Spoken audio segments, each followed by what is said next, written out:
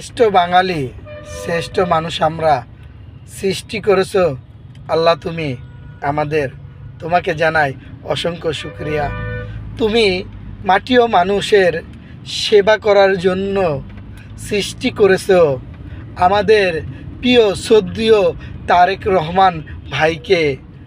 অসংখ্য ধন্যবাদ তোমাকে আল্লাহ জানাই।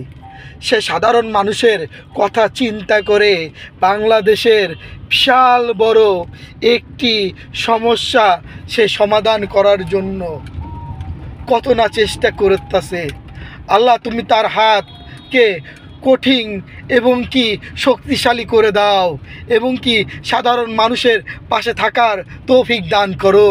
হে আল্লাহ, সে বিনা চিকিৎসায় আর কোনো সাধারণ মানুষ মৃত্যুবরণ করিবে না।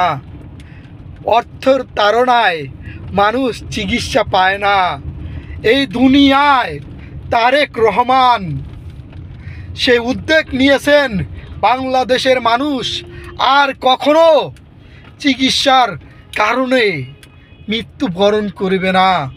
সে অর্থ দিবে, সে ডাক্তার ক্ষেত্রে ভালো ডাক্তার তৈরি করবে, বাংলাদেশের মানুষকে ভালো চিকিৎসা দেওয়ার জন্য ভালো ভালো মেডিকেল তৈরি করবে, বিনামূল্যে চিকিৎসা সবাই যেন পায়, তার জন্য তার সেই লক্ষ্য।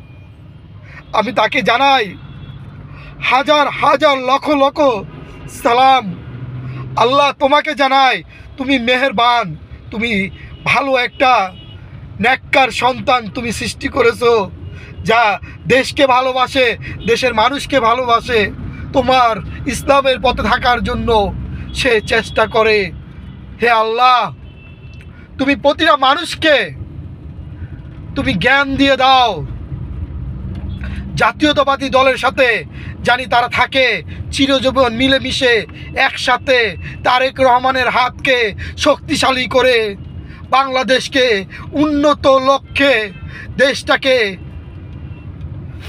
বাংলাদেশকে সারা বিশ্বকে দেখিয়ে দিতে পারে যে বিনামূল্যে চিকিৎসা পাওয়া যায় বাংলাদেশে।